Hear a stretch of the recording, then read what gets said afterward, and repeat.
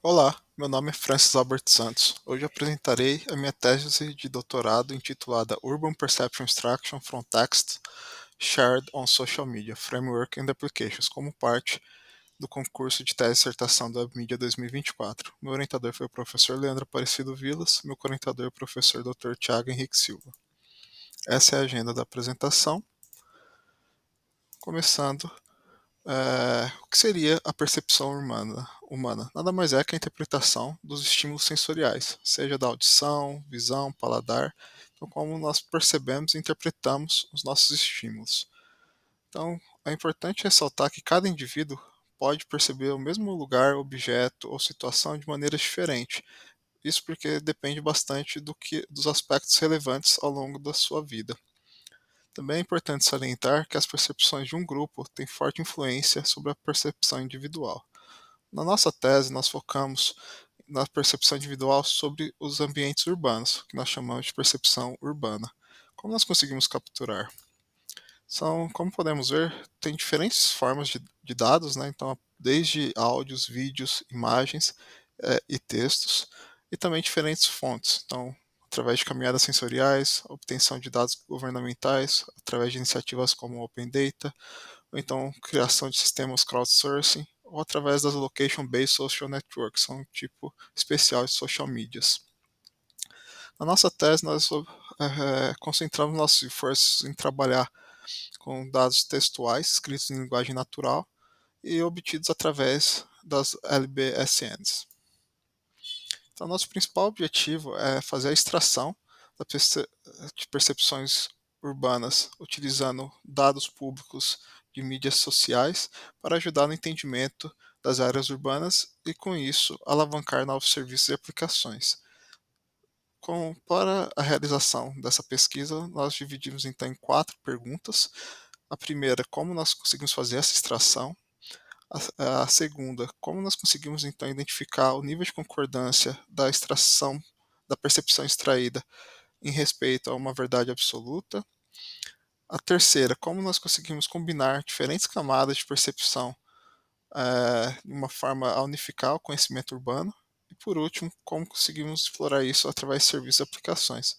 Para cada pergunta, então, das perguntas 1, 2 e 3, foi um processo evolutivo, então começamos identificando possíveis formas de coletar. Nosso primeiro esforço para conseguir fazer a extração foi publicado no WI 2018. Depois propusemos o nosso framework, que foi publicado em um periódico SNA em 2020, e temos agora a nossa última versão do nosso framework com os novos resultados, que ainda não foi publicado. E para a pergunta número 4, como isso pode ser aproveitado então por algum serviço ou aplicação, exploramos inicialmente para recomendação de rotas veiculares e, por último, que apresentaremos hoje, um serviço para o setor imobiliário. Com os trabalhos relacionados, a gente pode distingui-los desde a fonte utilizada, o tipo de dado, por exemplo, alguns usam apenas tags, outros usam texto escrito em linguagem natural como um todo. Temos também o tipo de percepção, então alguns trabalhos consideram apenas som, ou então assinaturas socioculturais, outros trabalhos já consideram independente do fator que desencadeou a percepção, então algo mais geral, queremos identificar todas as possíveis, e também o método de extração, então variando desde extração apenas por keywords, modelagem de tópicos e mais recentemente os trabalhos como o nosso que utilizam Deep Learning. Então conseguimos ver, por exemplo, esse trabalho de 2023 usa Word2Vec, já o nosso trabalho usa o Sentence Embeddings. Para responder as perguntas 1 e 3, nós propusemos um framework. Como nós podemos ver nessa imagem, nosso framework ele é composto de 5 camadas. Então, a primeira camada, que é a parte de coleção de dados, nós utilizamos dados tanto do Google Places, do Foursquare e do Twitter.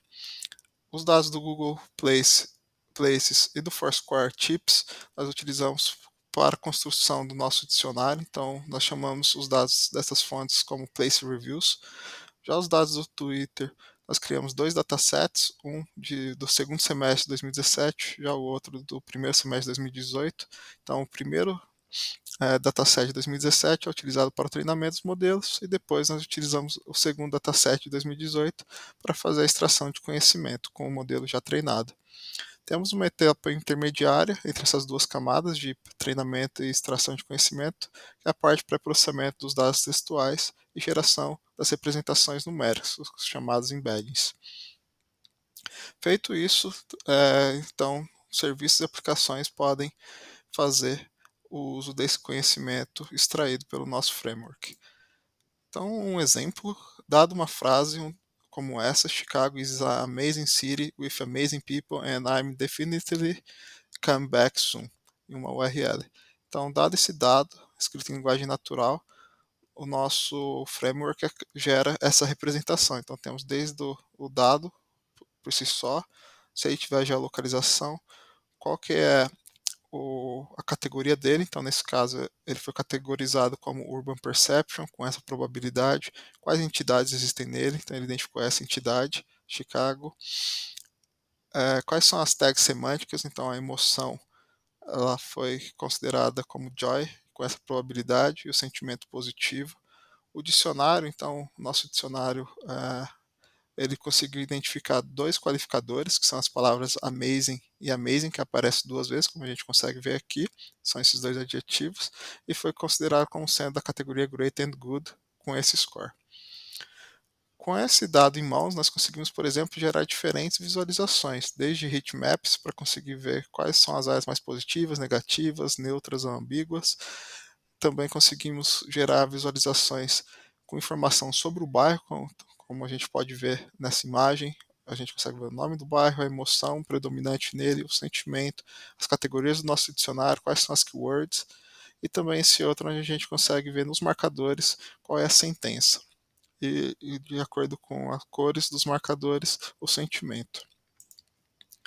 Alguns experimentos que nós fizemos então para validar o nosso dicionário e responder à pergunta de número 2, nós consideramos 3 diferentes cenários: Chicago, Nova York e Londres. Para cada cenário, nós escolhemos 3 bairros com características distintas, sendo sempre um bairro mais central, downtown da cidade, um bairro com características mais turísticas e características mais residenciais. Então, olhando aqui para Chicago, nós comparamos alguns resultados, né, com esse estudo PlacePulse 2.0. Então, nesse estudo, eles coletaram imagens e pediram para as pessoas rotularem. Então, dadas essas duas imagens, qual parece mais segura? Dados esses dados que eles disponibilizaram publicamente de 56 cidades, incluindo as que são cenários do nosso estudo, nós conseguimos comparar os resultados obtidos pelo nosso framework com os resultados reportados nesse estudo. Olhando para Luke, Chicago, então a gente consegue ver que nesse bairro, por exemplo, que é um downtown da cidade de Chicago, nós conseguimos ver diferentes percepções, desde bastante percepção neutra, positiva, ambígua, negativa. Então, isso é bem característico em bairros centrais. E uma explicação para isso é a variedade de sons, elementos visuais, odores que podem existir, então que vai alavancar diferentes percepções das pessoas. E alguns exemplos, então, tanto positivo, negativo e ambíguo, que as pessoas compartilharam nessa localização. Olhando ao longo do tempo, então, separando com granularidade mensal, a gente consegue ver o comportamento do sentimento. Então, o positivo ele é predominante ao longo de todos os meses, o negativo ele aparece com um pico em abril, mas ele também é bem relevante nesse bairro, assim como o neutro. Então a gente consegue ver que esses 3 sentimentos aparecem fortes, já o sentimento ambíguo ele teve apenas um pico aqui em junho, só que não é tão relevante ao longo do tempo, então ainda é muito consistente. Além disso, as principais tags do nosso dicionário é inesquecível, crowd and public e multiple and single, que é bastante comum essas últimas duas em regiões centrais. Comparando com o PlacePulse 2.0, a gente consegue ver uma grande similaridade. Então a gente vê que tanto o positivo como o negativo ele aparece com mais força nesse bairro, como nesse exemplo, mas o neutro também aparece com certa relevância, mostrando um grande nível de similaridade entre os dois estudos. Movendo então para a nossa aplicação, que faz uso desse conhecimento extraído pelo framework, nós propusemos uma ferramenta chamada RealUp, que ela tenta ajudar o setor imobiliário a alcançar o próximo nível. Isso porque muitas das ferramentas existentes hoje apresentam muitas informações sobre o espaço que está sendo oferecido, mas eles têm poucas informações sobre as áreas ao redor. Então, nós não conseguimos saber se está próximo a uma região perigosa, de ruído, ou se tem áreas de lazer próxima. Nós propusemos então essa ferramenta que ela traz tanto a parte de emoção, sentimento, mas também um review curto gerado pelo Large Language Model. Para isso, nós utilizamos o ChatGPT, elaboramos esse prompt, onde nós fornecemos os conteúdos, os comentários extraídos pelo nosso framework dos dados do Twitter, e ele gera então um review sobre o bairro. Então, indo para a demo da nossa aplicação, nós criamos essa simples ferramenta, onde a gente consegue escolher o cenário e o período, né? Então, só o último mês, os últimos 3 meses, ou o período inteiro, que seria então o segundo semestre de 2018.